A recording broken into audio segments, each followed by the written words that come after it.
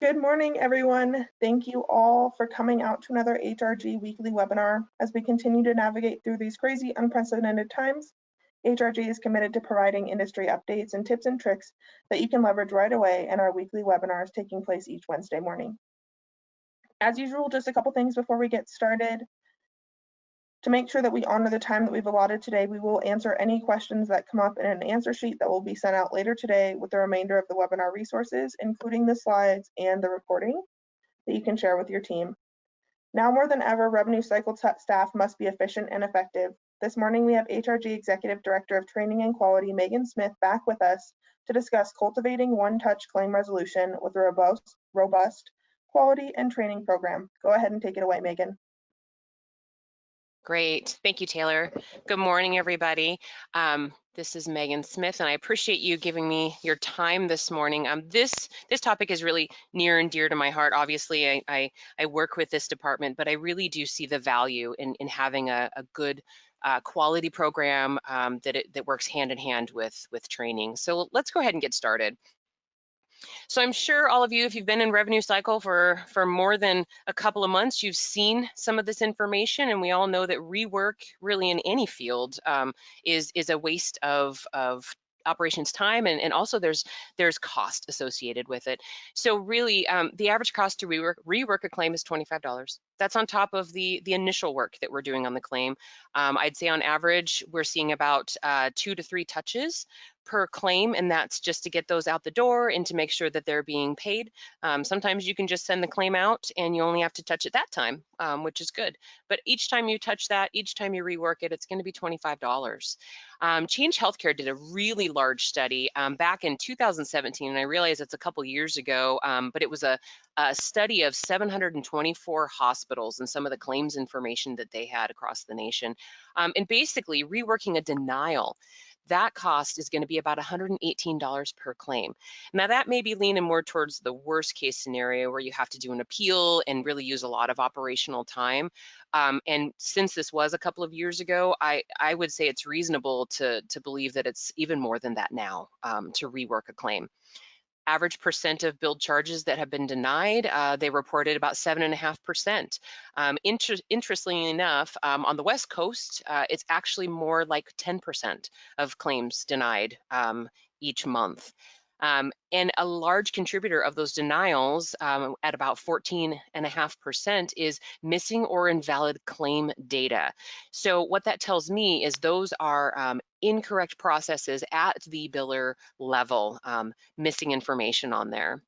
So your average claim processing time, depending on your payers, your government and your federal and state payers are going to be a little bit quicker. Commercial payers are going to take longer, but it's looking to be about 14 to 60 days until you get that money in the bank. But keep in mind that each time you rework and you resubmit that claim, it's going to start that clock over. And so that's why it's really critical to make sure that you're getting it touched, that one-touch resolution, getting it fixed and out the door correctly the first time. So let's talk about budget. So what is the benefit of adding the additional FTEs? So there is a cost, obviously, and you want to have a separate group doing your quality reviews, and this has to be kind of a neutral group. If you can have them not in the operations realm, so they're not part of that cost center, or they're not managed by your operations, that's going to be even better, because you really want these folks to be neutral. But there is a cost. There's a salary cost there, and you do have to have a separate budget. So what's in it for you for having these additional FTEs? So aside from the obvious, where you're going to be looking at the quality of the work that your billing team is producing, you're also going to be able to look at breakdowns in the workflow. So one thing that I've noticed, and I've been in revenue cycle for over 18 years, is your billers, you got your folks that are going to speak up and they're going to say, hey, I don't like doing this.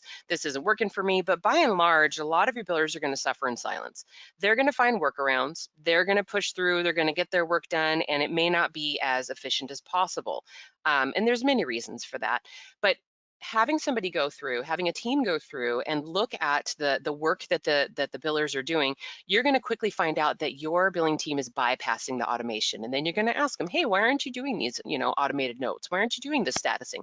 And then that's when the real real work comes out where they're going to say, well, it doesn't work. It doesn't work for me. And then that gives you an opportunity to improve your automation and your processes, because now you have that feedback from the staff. Whereas before, if you weren't asking that question, they're probably not going to speak up and tell you. You can also find out if your staff is writing off adjustments. So the EOBs that come back, you've got your billers that are pretty keen on looking up the fee schedules. They know what should be paid, and then you've got your other folks that they're going to take that EOB and they're just going to process it the way that it comes over. They're not going to push back. They're not going to look at it and go, well, I think we should be paid for that. So you're going to be able to find through these quality reviews adjustments that are being done. Once you find one or two, and these adjustments shouldn't be done because these are really reimbursable charges. Once you find one or two, you pull a report, you can find a trend, and then that's right there, you're recouping money that's left on the table. So that's really important too. So identifying training opportunities. So obviously, as your team goes in and they look at the billing staff and the work that they're doing, they're going to find, some opportunities for improvement there. But then you can also find on a larger scale, because your quality staff is going to have those conversations with the billers, and then, they're going to develop that rapport and that comfort level. And so they may tell them, I don't actually know how to read a fee schedule. So if this biller doesn't know how to read a fee schedule, how many other billers don't know how to do it? And then that's when you can start talking about more broader scale training that may seem basic, but the chances are a lot of these billers, they don't know how to do this stuff, or they're not comfortable doing this stuff. And so by providing larger scale training, so webinars, that sort of thing, even just sending out materials, you're going to be able to touch and train these people that may not have otherwise spoken up, which is going to improve their performance. And then finally, and I kind of spoke to it just a moment ago, developing that rapport with the staff. So when you have that comfort level, and your quality folks, it's an even level here. So they do not have the authority. They're really training, and that's something that in our revamped program, we really wanted to drive home. We are not out to get you guys. We are here to train you. We are here to provide, feedback, kind of be that wall that you can bounce ideas off of. So in that opportunity and in that, trust, that level of trust, the billers are going to share things. They're going to talk about stuff that, maybe some work ideas, or maybe where they're struggling, and that right there is gold, because it's not just about boosting morale for your staff. It's about supporting the staff. And if there's some folks, like I said, they may suffer in silence, or they may not speak up. So having that rapport with that quality person that's really digging in their work in a supportive way is invaluable. So before I dig into how we created our quality plan, I'm just going to jump right in here and talk about comparing April to June. So we started our revamp in January, and we went live in April with mock scores. So I'm just going to throw out some numbers here. I had this at the end of the slide, or the slide deck, but I decided to put it right in the front here, because this is really the impact of our work. Okay, so our overall scores increased by 4% across the board, across the department. When we look at April, when we started with mock scores, and then finally our last month of June month end, our markdown volume has decreased by 15% across the board. So we are marking people down for less items. Now the numbers did shift a little bit, because there is 7 pieces of criteria that we do look at. The numbers did shift, and you can see in the training that we are providing on a weekly basis, you can see those numbers for that certain topic improve, and then we see a little bit more opportunity in a different area, which is great, because then we can do some training on that piece. We have an overall reduction in retouching our claims by 3%. Now, this number is kind of a TBD, because you're not going to realize the benefit of cutting retouches for a little while. So, and that's due to claims processing. You need to find a way to track those claims that they touched originally. You have to kind of consider 1 to 3 touches is about normal. And so when I was looking at this number, how I factored that in is claims that were resolved within that 14 to 60 day time frame, and they had less than 3 touches. So that told me, and then I compared that information month over month. So that told me we do have a reduction of 3%, and I expect that number to grow. As we continue to do training, we give that feedback for the quality, and we're really coaching those folks to do that 1 touch resolution.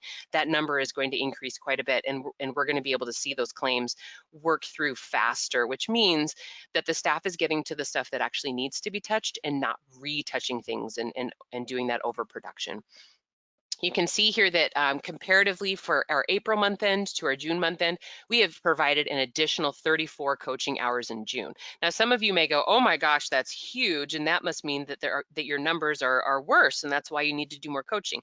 Nope, that's not it at all. I read that as a positive. I think the more time that we can spend coaching, that means that we have a better rapport with staff. They're asking for more coaching. We're doing more hands-on, which is only going to benefit our organization and the clients we serve, because we are doing that concentrated training with the billers. And so more hours in training, I think, is better.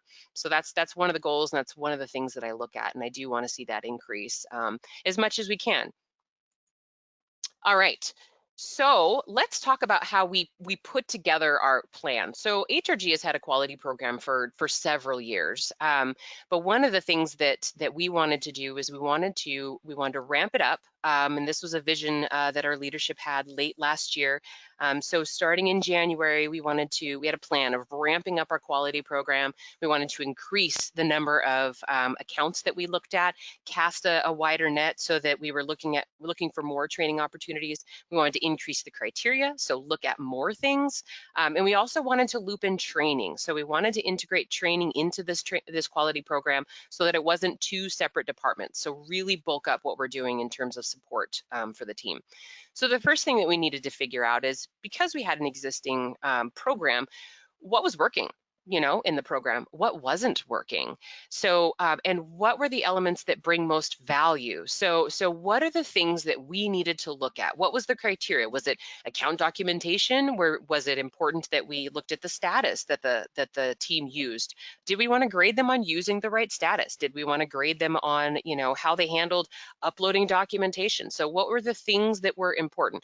We didn't want to make a laundry list and start looking at 15 things for each biller, because the idea is support. The idea is coaching. It's not to, sit and do feedback fatigue, where we're sitting with that biller and we're telling them, oh, you didn't do this right, you didn't do this right, you didn't do this right. So we wanted to be very intentional and have just the right information in there on what we're looking at. And then also, what's the right amount for us to review? So is it 100 accounts per person? Is it 5 accounts per person? What's that sweet spot there? And then how are we going to measure that? So once we kick off our new program, how are we going to measure that we're actually being successful? Those are some of the questions that we really had to look through. So how do we tackle that? I mean, it's a big task, and we have quite a few people that we have to QA in our departments.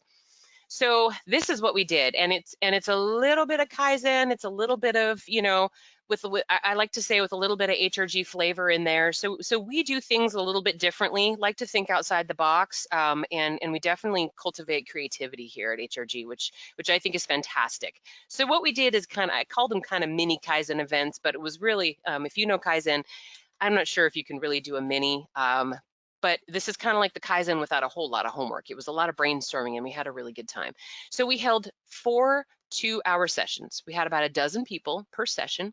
It involved our existing QA team and then also some billers, because we wanted the feedback from the people. And why was that important? So that's important because we need their buy-in. I want their ideas. I want their buy-in. I want them to be part of the program. I want them to feel like they participated in something that is going to affect their professional lives. Because when you've got buy-in, then it's no longer this, you're telling me what I did wrong. It's more this positive communication. And so that was really important. We did a lot of fun activities. You can see there, the gentleman on the floor, that's Brian. He is our self-pay TQA. So he listens to calls and provides feedback and scripting and does really good work. And he is playing football on our HRG football field there. So we had a very structured agenda during these, although we had a lot of fun, but we also had a very structured agenda. We talked about some of the assumptions, because I wanted to know, what do you guys think about this TQA program that we're doing now? What do you assume? How do you think that it's working? So we talked about assumptions. We really dug into the emotional experience, because I wanted to know, Do you guys want to know the score? Because one thing that we found is a lot of people were getting hung up on the number. As soon as you sat down with that person during the monthly meetings or the biweekly meetings, and we'd say, okay, you got 87% score, and let's talk about, some areas of opportunity. They got fixed on that score. And then really any of the coaching and any of the information we were provided, I don't feel that they were fully digesting it because they were hung up on that score. There's so much tied to the quality score. It's your performance. It goes on your scorecard every month. We look at it for your annual evaluations. I didn't want people to get fixed on this number. So we started talking about the emotional experience and what do you guys want to see? Do you want to see the words pass, fail? Do you want to see, the number? How can we make this experience better for you when we're providing feedback? So that's something that we talked about in 3 of the 4 meetings. And then we talked about what brings you value. So what do you as a biller want to get out of this quality review? What do you want to get out of this experience? Our goal really was kind of the soft skills, kind of that we're going to rebrand the quality program. That was what we wanted to do in those 4-hour sessions, or excuse me, those 2-hour sessions. And we were doing a whole lot of data gathering, listening to the people. So with all of that information, we had an official 2-day Kaizen event. So there was a lot leading up to it, a lot of work. We wanted to tackle, among other things, we created a lot of templates. We actually created the entire program in that 2-day session. Again, we had people from the shop floor. We had our billers there. We had a huge team, a lot more folks than you would typically have in a 2-day Kaizen event. But it was a lot of fun, and everybody that volunteered for it was really excited and participated like 110%. At one point, we had them each go out and pull in 4 people from the floor. So we had several people coming in from the floor to do a vote on how we wanted to do the scoring. We looked at the volume. So we found that, what's that sweet spot? What's that number of accounts that we should look at for a biller where it's not feedback fatigue, but then we're also looking at the right number of accounts so that we can give that good feedback.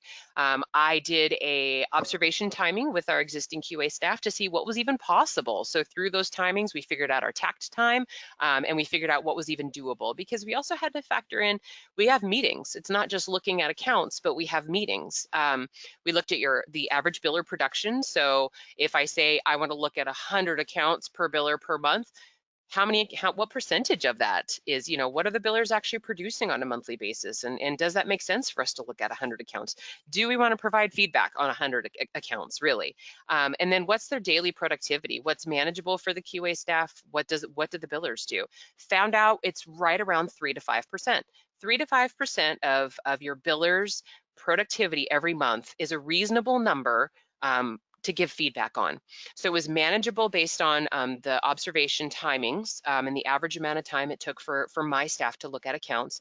And then it was also not that feedback fatigue. So about 3 to 5% is where we're looking. And it's a range, because you've got some billers that, produce quite a bit. And then you're looking at that fatigue side. And then you've got some folks that are doing more complicated, maybe some more aged accounts. And so maybe you want to ramp that up and do more like a 4 or 5%. We also looked at the criteria.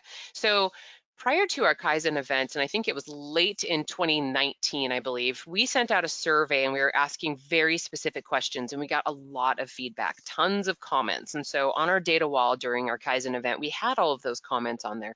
We looked at the survey results when we were thinking about the criteria. We also talked about what was the trending on some of the previous scores. So what are the things that the team was coaching on a lot that was important to the group, that no, this is something that needs to be an actual score and not something that we coach on. And then we took into consideration the feedback from the mini sessions.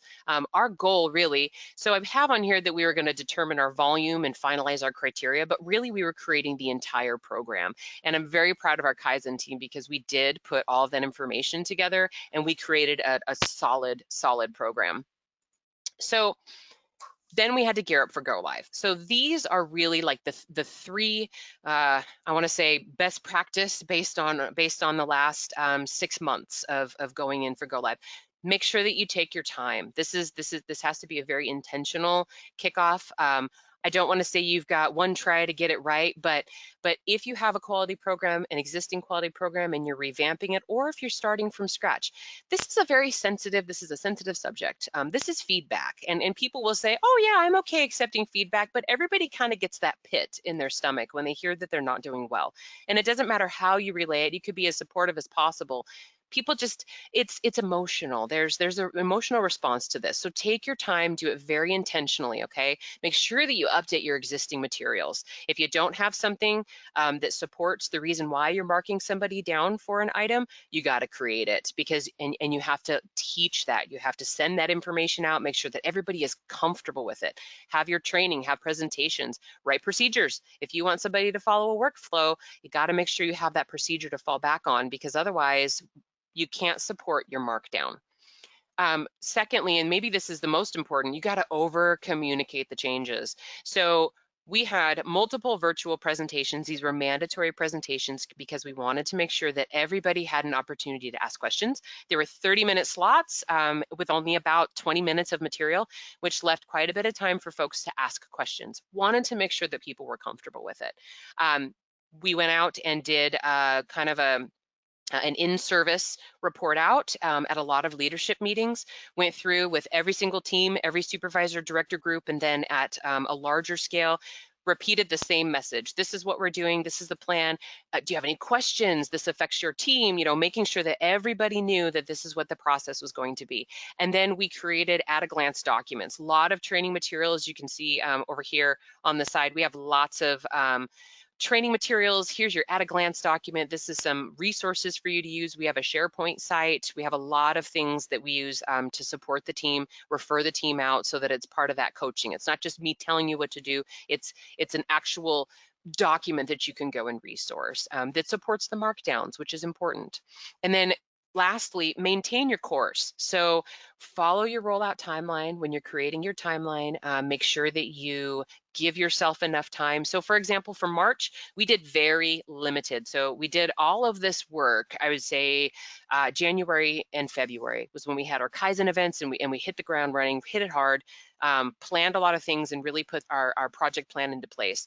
In March, we did limited scoring so that we could prepare ourselves, so that we could do the training, we could do the in-service meetings, we could do really update our system so that we could support the new program and the new criteria. And then once we went live, you have to monitor your scores closely. So one thing, because we did add criteria, and one thing you have to keep in mind is now that we're looking at more accounts, because we expanded that too, we're looking at more accounts and we updated our criteria. So we're looking at more things. Instead of looking at 5, now we have 7. So people's scores, because you're casting that wider net, people that are used to getting, the passing scores or exceeding expectations, their scores might dip a little bit because we're looking at more work, and that's okay as long as you're monitoring it closely. What I didn't want to see is people's scores really bomb, because then we'd want to really dig into that and go, okay, like what happened, and we'd want to make sure that the billers knew that we were following this closely, because we're setting folks up for success. This is 100% support and coaching.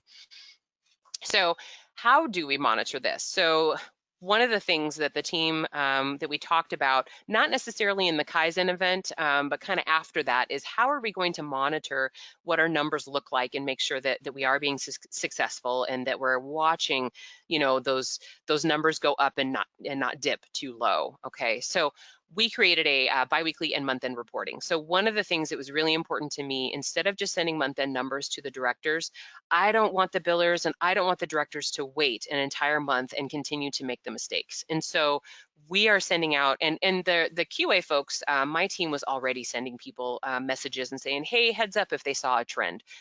So they didn't really make folks fully wait a full month, because that communication is key. It's really important. But the directors, I wanted to make sure that the directors had mid-month scores so that they knew what the team was doing, and celebrate their successes, or they were able to see some of the coaching, because when we have classes and we're coaching specific people, we do let them know too. So it's all about communication.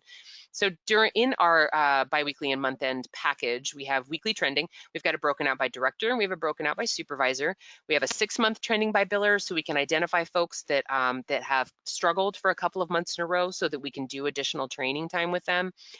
We also have the volume of markdowns by criteria. So we've got those 7 pieces of criteria. We show how many times they've been marked down month over month for 6 months trending. And then we also talk about the productivity for my team. So it's important for me to be extremely transparent because and something that I coach to my team is we are not a revenue generating department, but we are a department that provides a service, and we are going to be consistent, and we are going to be productive with this service because our customers, if you will, the rest of the organization, they rely on our information, and the work that we do is very important. So the productivity of my staff and my team is important, and I'm transparent, and I'm proud of the work that we do. So it goes on our month-end report. It goes on our biweekly report. I want people to know, yep, we did 34 additional hours of coaching, and this is the work that we're given to you guys, because that's important. So keeping up the momentum. So yep, we've got this great new program. The team is full speed. The numbers are improving. We're doing great, but we're not going to stop here. So in this industry, you guys know that you have to continue to improve. I like to give the example of, if you've ever worked in Epic, you're in a constant state of go live, constant state of upgrade. They're constantly improving things. And I think that that's something that we should be also doing. Always look at what you're doing and how you can improve things. We're gonna dig into doing some soft skills training as a group. I think I would benefit from that, and so we're going to do some internal soft skills training for everybody, and then roll that out to the organization. But some of the other things that we're doing to keep up that momentum is we have a daily huddle every day. So every day we meet for 30 minutes, my team. And part of that huddle, we talk about some how's life, how are things going with everybody. I think that's important, have that little personal life thing for a few minutes. And then we always do a calibration. Aside from month end, I give the folks a break during month end because we're crunching and getting our numbers in.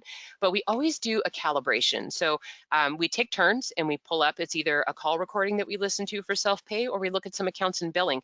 And I can't tell you the value in the rich conversation that we have when we do these calibrations. It's been fantastic. And there have been times, a lot of times, that I am learning. The team, I'll tell you, I've got a real group of experts here, and I learn quite a bit when we do these calibrations. And it's a safe environment, and there's so much trust with this group that we can kind of go, I don't know if you're doing that right, or I would kind of do it this way. So having that conversation keeps your team strong too, and having that huddle, because they need to feel supported, because it's tough. It's a tough job. I've stepped in a couple times, and it's tough having to grade people's work. Sometimes you feel kind of bad if somebody's failed an account, So it's important to have those huddles and calibration. I attend a weekly director meeting with the departments. I give updates. We're really transparent. We talk about the stuff that we're doing. They can tell me if they have concerns with a certain biller, so we can focus on that. We also do a weekly organization-wide knowledge session, and this is a big ask, but I think that it's critical, and it's very important to provide that training to the organization. We also have a quality and training SharePoint site, tons of materials out there. I send out an email weekly reminding people that we have that, and a lot of people use it. Since we've been adding documentation on there, you can track how many views and how many people are going out and using your site and the duration, and it's gone up quite a bit since we've really ramped up the website and also our quality program. And then lastly, you got to continue the education for your staff. And so we have the opportunity to send one of our QA folks to a Medicare boot camp, which is going to be starting, it's virtual, it's going to be starting in the fall. But that's what's important. So you're reinvesting time into your quality group, and then you're also keeping their knowledge fresh, because then they're going to be able to have those conversations with the billers and do that coaching with them. So that is the end of my presentation here. Thank you so much for all of your time today. And Taylor, I'm going to turn it back over to you. Awesome. Thanks, Megan. As usual, you guys, we will be sharing the webinar recording and slides in an email later this afternoon. Included in that email is a link to a survey. We would so appreciate you letting us know your thoughts on these webinars. We've taken a lot of these different topics and actually incorporated them into our schedule. Additionally, in that survey, you can request an certificate of attendance, and upon the completion of the survey, you'll be entered to win a $25 Amazon gift card. Next week, we will have HRG Director of Coding Compliance and Audit, Vanessa Brumfeld, joining us to discuss behavioral health coding. Thank you all again for joining us. We look forward to being back with you next Wednesday for another webinar. You have a great rest of your day.